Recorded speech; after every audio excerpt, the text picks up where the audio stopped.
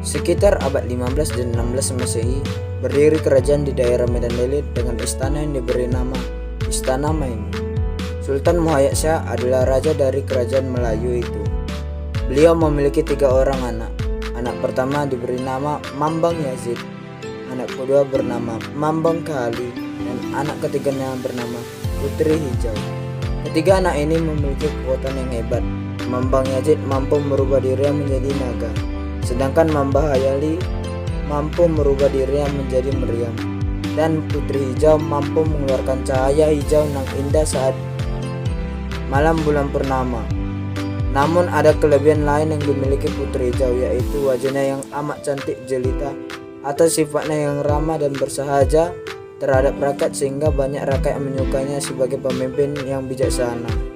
Saat itu malam bulan purnama, seperti biasa Putri Hijau berjalan-jalan di sekitar taman istana. Dari tubuh yang memancarkan cahaya hijau yang indah. Bahkan cahaya itu sampai terlihat oleh Sultan Kerajaan Aceh yang berkesebelahan dengan Kerajaan Delhi saat itu. Sultan Aceh yang terpesona karena melihat pancaran cahaya hijau yang indah dari kerajaan tetangganya. Ia mengutus beberapa pengawalnya untuk mencari tahu asal dari cahaya itu. Tak perlu waktu lama, para pengawal itu mendapat informasi bahwa cahaya hijau itu terpancar dari tubuhnya seorang putri Raja Delhi yang cantik jelita.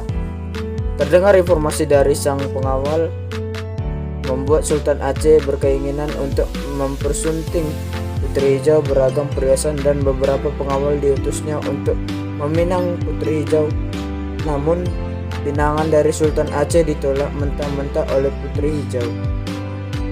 Sultan Aceh yang mendengar penolakan pinangannya itu menjadi murka dan menganggap kerajaan Delhi telah menebar benih peperangan terhadap kerajaannya. Ratusan prajurit diutus Sultan Aceh untuk menghancurkan kerajaan Delhi.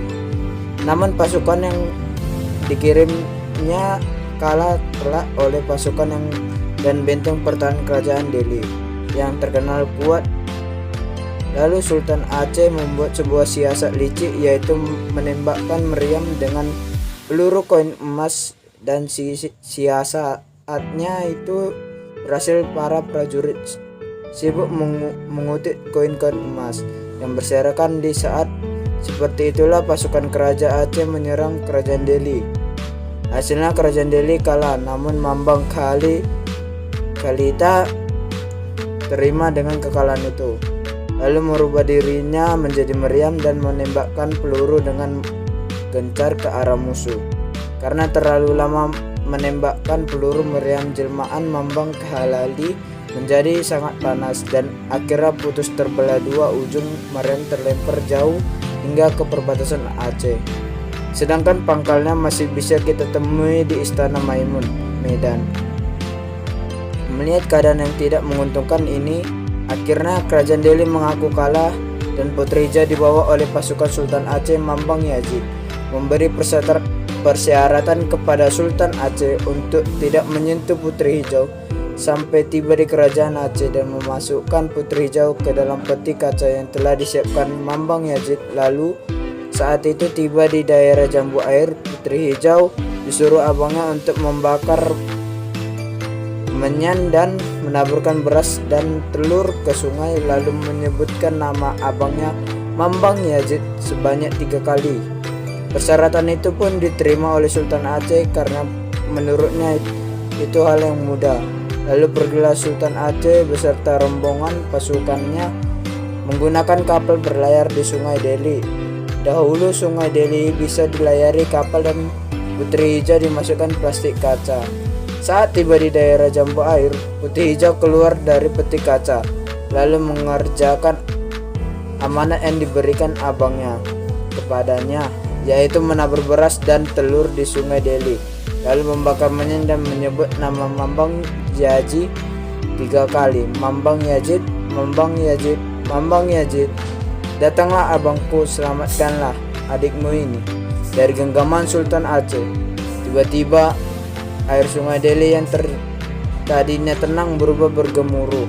Langit menjadi gelap seolah mau turun badai, dan petir menyabar saling bersahutan. Saat seperti itu Putri Hijau kembali masuk ke dalam peti kaca. Tak lama muncul seekor naga dari sungai Deli yang tak lain adalah jelmaan Mambang Yazid. Naga itu mengamuk dan menghancurkan kapal rombongan Sultan Aceh.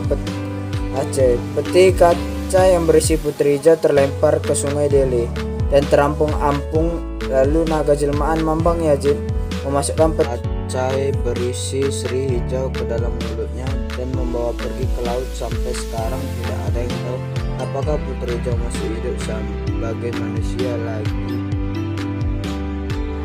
Sampai sekarang masih dikenal di kalangan orang-orang Deli dan malam juga dalam masyarakat Melayu di Malaysia. Di Bukit Tua masih terdapat meruntuhkan benteng dari putri yang berasal dari zaman Putri Hijau. Sedangkan sisa meriam penjelmaan Abang Putri Hijau dapat dilihat di halaman Istana Maimun Medan hingga saat ini.